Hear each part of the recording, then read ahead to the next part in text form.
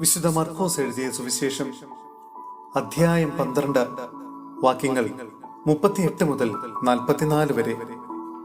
നിയമജ്ഞരെ വിമർശിക്കുന്നു.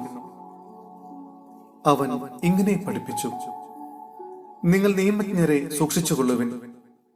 നീണ്ട മേലങ്കികൾ ധരിച്ച് നടക്കാനും പൊതുസ്ഥലങ്ങളിൽ അഭിവാദനം സ്വീകരിക്കാനും സിനഗോഗുകളിൽ മുഖ്യസ്ഥാനങ്ങളും വിരുന്നുകളിൽ അഗ്രാസനങ്ങളും ലഭിക്കാനും അവർ ആഗ്രഹിക്കുന്നു.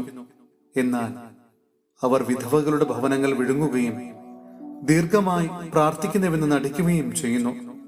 ഇവർക്ക് കൂടുതൽ കഠിനമായ ശിക്ഷാവിധി ലഭിക്കും. വിധവയുടെ കാണിക്ക. അവൻ ഭണ്ഡാരത്തിന് എതിർവശത്തിരുന്ന ജനക്കൂട്ടം ഭണ്ഡാരത്തിൽ നാണയത്തൊട്ടുകൾ ഇടുന്നത് ശ്രദ്ധിച്ചു. പല ധനവാന്മാരും വലിയ തുകകൾ നിക്ഷേപിച്ചു. അപ്പോൾ ദരിദ്രയായ ഒരു വിധവ വന്ന് ഏറ്റവും വില കുറഞ്ഞ 2 ചെമ്പുനാണയങ്ങൾ ഇട്ടു.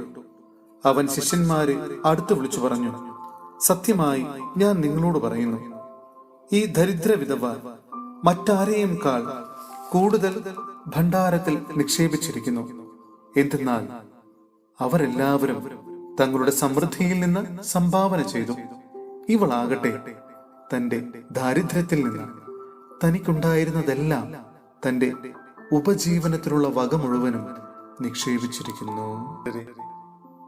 വിശുദ്ധ പൗലോസ്ലീഹ റോമായിലെ സഭയ്ക്ക് എഴുതിയ ലേഖനം അധ്യായം 7 വാക്യങ്ങൾ 7 മുതൽ 13 വരെ. നിയമത്തിന്റെ സ്വാധീനം. ആകയാൽ നാം എന്താണ് പറയേണ്ടത്? നിയമം പാപമാണെന്ന്? ഒരിക്കലുമല്ല. എങ്കിലും നിയമമില്ലായിരുന്നെങ്കിൽ ഞാൻ പാപം എന്തെന്ന് അറിയുമായിരുന്നില്ല. മോഹിക്കരുത് എന്ന് നിയമം അനുശാസിക്കാതിരുന്നെങ്കിൽ മോഹം എന്തെന്ന് ഞാൻ അറിയുമായിരുന്നില്ല. എന്നാൽ പ്രമാണം വഴി അവസരം കണ്ടെത്തി പാപം എല്ലാവിധ മോഹവും എന്നിൽ ജനിപ്പിച്ചു. നിയമത്തിന്റെ അഭാവത്തിൽ പാപം നിർജീവമാണ്. ഒരു കാലത്ത് നിയമം കൂടാതെ ഞാൻ ജീവിച്ചു. എന്നാൽ പ്രമാണം വന്നപ്പോൾ പാപം സജീവമാവുകയും ഞാൻ മരിക്കുകയും ചെയ്തു. ഇങ്ങനെ ജീവന് വേണ്ടിയുള്ള പ്രമാണം എനിക്ക് മരണമായി തീർന്നു. എന്തുകൊണ്ടെന്നാൽ പാപം കൽപ്പന വഴി അവസരം കണ്ടെത്തി എന്നെ ചതിക്കുകയും അതുവഴി എന്നെ കൊല്ലുകയും ചെയ്തു. നിയമം വിശുദ്ധം തന്നെ, കൽപ്പന വിശുദ്ധവും ന്യായവും നല്ലതുമാണ്. പാപത്തിന്റെ സ്വാധീനം. അപ്പോൾ നന്മയായിട്ടുള്ളത് എനിക്ക് മരണമായി തീർന്നെന്നോ? ഒരിക്കലുമല്ല.